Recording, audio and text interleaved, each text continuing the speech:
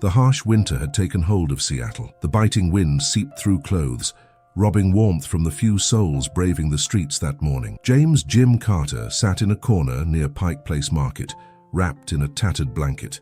His deep, weary brown eyes observed the constant flow of people rushing past, ignoring him as if he were part of the cold concrete. At 68, Jim's face bore the marks of time and hardship. His unshaven face and trembling hands, shaking from the cold, were silent witnesses to a past he preferred not to revisit. But escaping memories was never easy. How could he forget the days when he was a sergeant in the 82nd Airborne Division? In wartime, Jim had been a hero. Now he was an invisible man, surviving on the fringes of a society that no longer recognized him. Beside him lay a worn backpack containing his few possessions, a change of clothes, an old photo of his unit, and a pocket knife he kept as a memento from his army days. Hunger gnawed at him, but Jim had learned to ignore it. The cold, however, was harder to endure. As he tried to stay warm, a young woman in a red coat hurried past, speaking on her phone.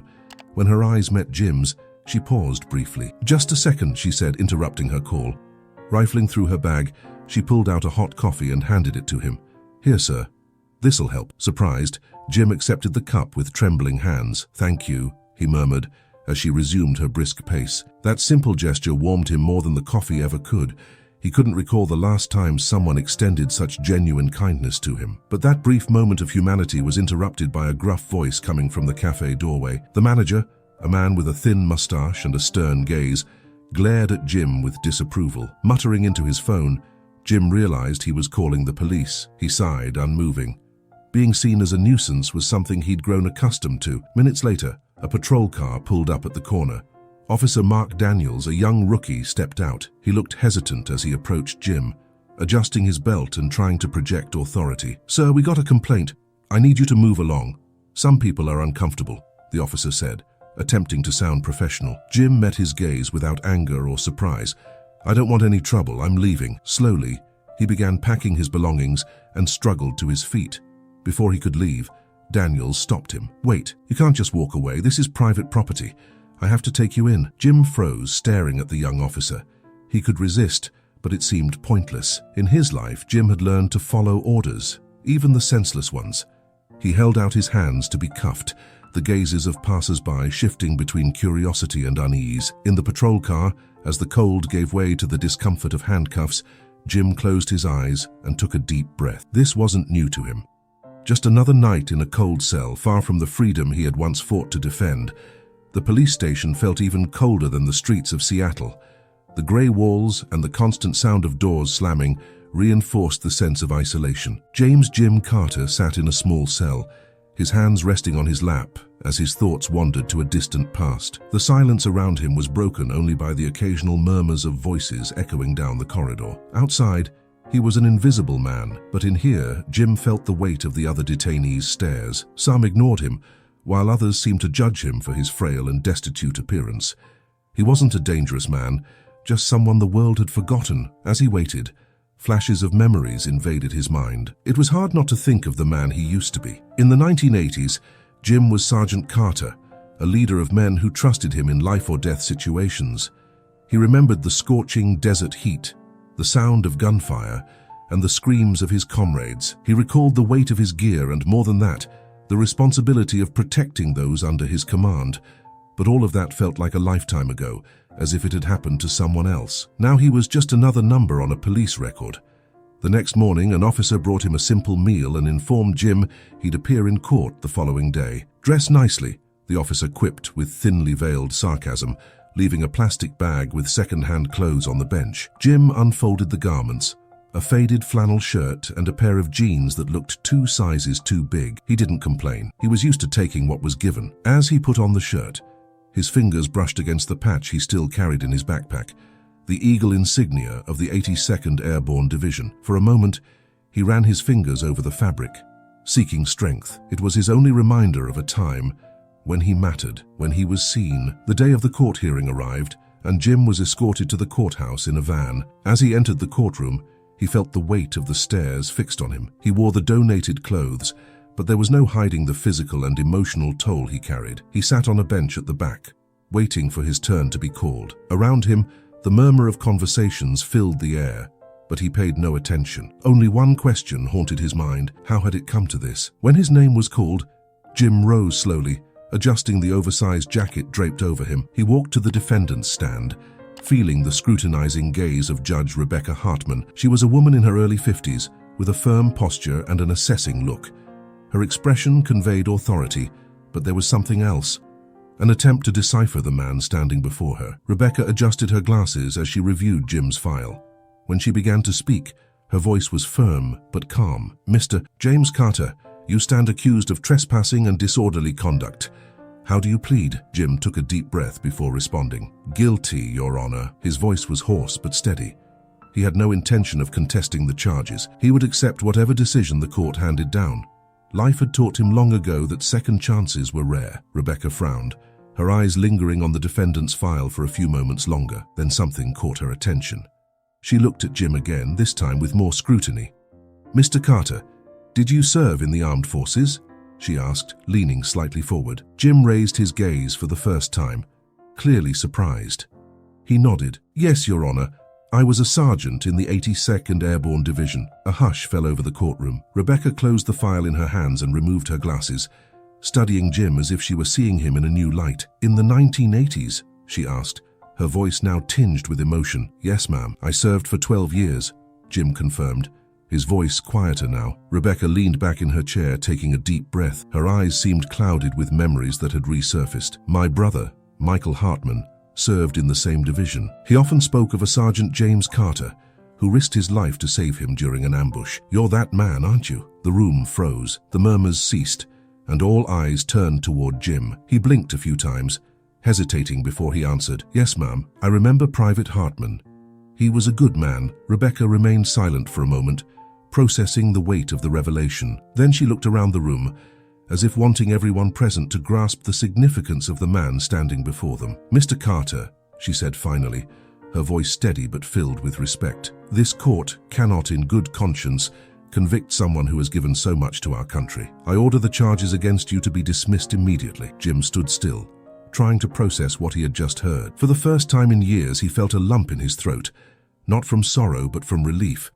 The silence following Judge Rebecca Hartman's decision was more deafening than the murmurs that had filled the courtroom moments before. Jim remained motionless, hardly able to believe what had just transpired. For the first time in years, he wasn't being treated as a burden or a problem, but as someone who had made a difference. Rebecca continued to watch him, the emotion in her eyes making it clear that her decision went beyond legal formalities. She stood and addressed the room directly. "James Carter is not just another invisible man wandering the streets of our city. He is a veteran who sacrificed years of his life to protect this country. This court orders that he immediately receive support from veteran assistance programs, something that should have happened long ago." A smattering of applause began in one corner of the room, growing until it echoed throughout.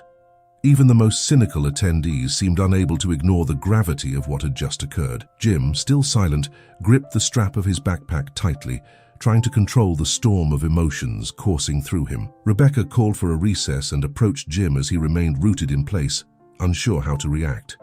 "Mr. Carter," she said softly, though her tone was still firm, "my brother always spoke of you as a hero. He said he owed his life to your sacrifice. I'm sorry it took a courtroom for someone to finally acknowledge your story." Jim looked at her, his eyes glistening. "I just did what anyone else would have done, Your Honor. But thank you for seeing me." His voice, thick with emotion, carried years of pain, resignation, and finally, a spark of gratitude. Rebecca extended her hand, and Jim took it. The gesture was simple but profound. It was more than a handshake, it was recognition. As Jim left the courtroom, he was surprised by the number of people who approached him. Some offered words of support. Others asked how they could help. He didn't know how to respond. For so long he had been invisible, and now he was surrounded by attention. Amid the crowd, a tall man in a military uniform stepped forward. "Sergeant Carter," he asked, his tone a mixture of respect and hesitancy. Jim nodded, and the man continued. "I'm Major Thomas Blake. I heard about your case and wanted to let you know that we're here to help. I've already contacted the Department of Veterans Affairs to ensure you have a place to stay and access to the resources you need." Jim looked at him, wary but hopeful. "Is this really going to happen? Or is it just talk?" The Major offered a small, understanding smile. "I promise it's not just talk, Sergeant. You deserve much more than this." Jim nodded slowly. It had been a long time since he felt the weight of hope, and it seemed like a difficult burden to carry again. That night, Jim was taken to a special shelter for veterans, a far cry from the cold benches of the streets or the cells he had grown accustomed to. The space was simple but welcoming, with clean beds and a dining hall where the air was filled with the comforting smell of warm food. As he sat at one of the tables with a tray of soup and bread, he heard laughter in the background. Other veterans had gathered, sharing stories and exchanging memories. Jim didn't join them, but for the first time, he felt that maybe he could find a place for himself again. After finishing his meal, he pulled a small photo of his troop from his backpack.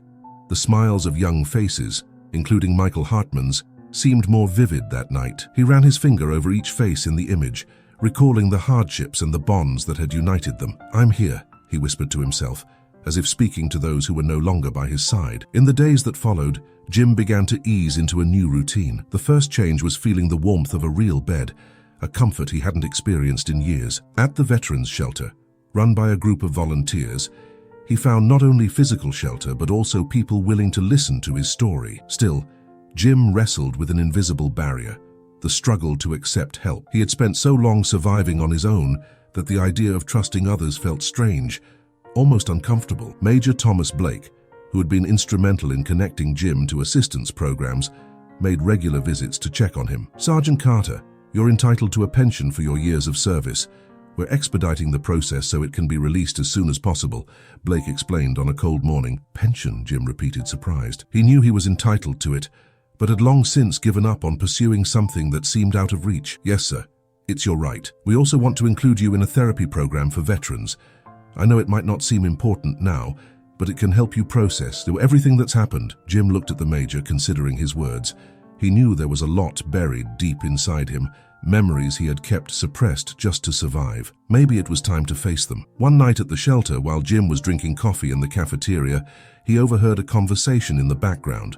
Some volunteers were talking about how he had been a hero in court and how Judge Rebecca Hartman had recognized him. It made him uncomfortable. He had never liked being the center of attention, but at the same time he felt a small sense of pride, knowing that someone still cared about his story. One of those volunteers, a woman named Emily, approached him. She was young, perhaps in her 30s, with a warm smile and eyes that conveyed genuine concern. "Mr. Carter, I know this might seem strange, but I'd love to hear more about your story. I think it could inspire others." Jim hesitated. "My story isn't anything special. It's just a mix of bad decisions and a few good ones." Emily smiled. "Sometimes that's exactly what people need to hear.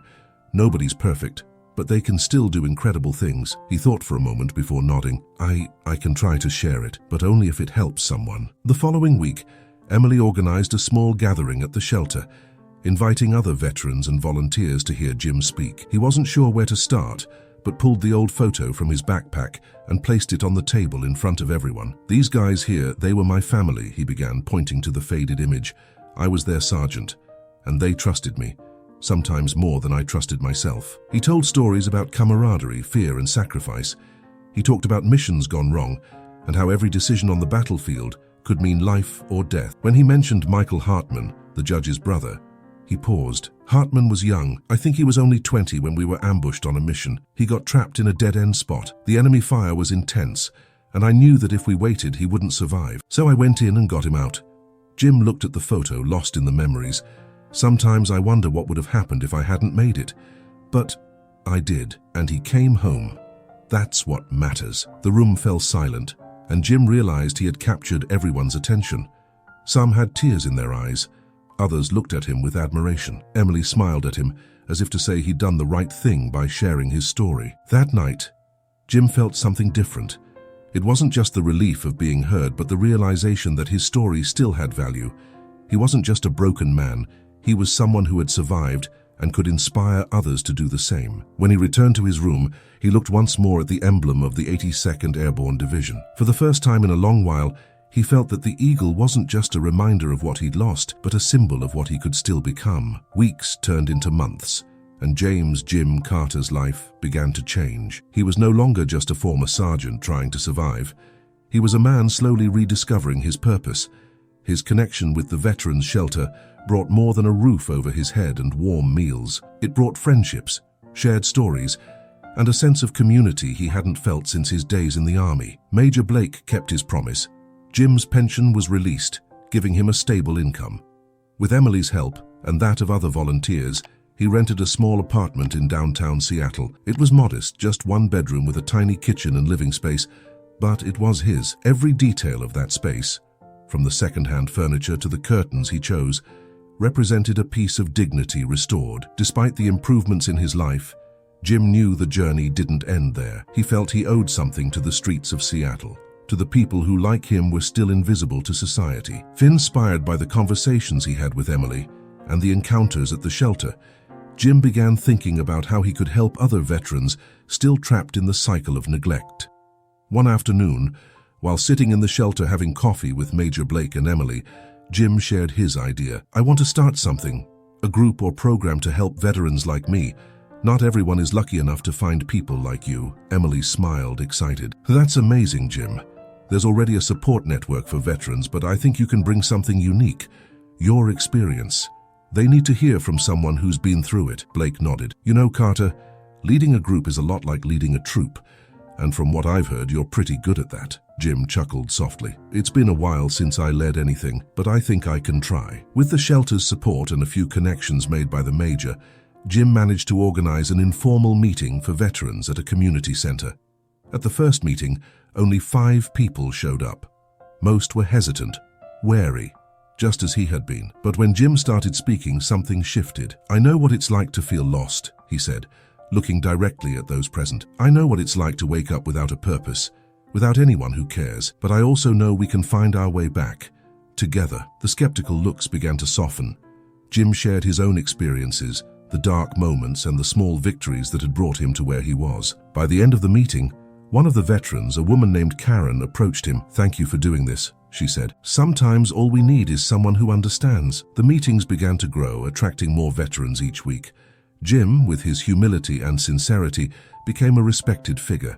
He didn't have all the answers, but offered something far more valuable: understanding and a genuine willingness to listen. Word about the support group started to spread, catching the attention of local organizations and even the press. One day, while Jim was at the community center arranging chairs for the meeting, Emily showed up holding a tablet. "Have you seen this?" she asked, showing him an article published on a local news site. The headline read, "Veteran turns pain into purpose, helping others start over." Jim frowned. "I didn't ask for this," Emily laughed. "I know you didn't, but it's good for people to know what you're doing. It might inspire more people to help." He looked at the photo in the article, a simple portrait of him in his old jacket, but with eyes now reflecting something he hadn't felt in years: hope. Months later, during one of the meetings, Jim received an unexpected visit. Judge Rebecca Hartman walked into the community center carrying a small box. Jim approached her, surprised, while the veterans murmured curiously, "Your Honor." "What a privilege," he said with a sincere smile. Rebecca returned the smile and extended the box. "I wanted to bring you something.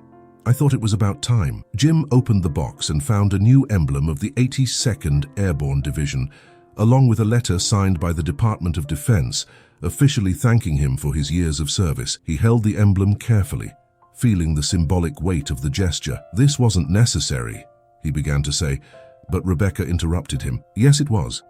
You're not just a hero, Jim.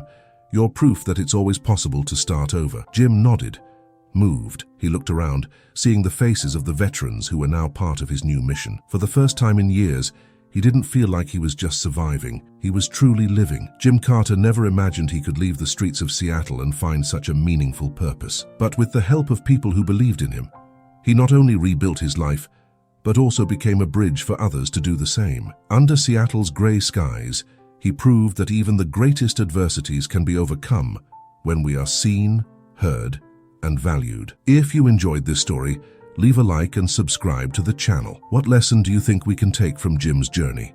Share your thoughts in the comments.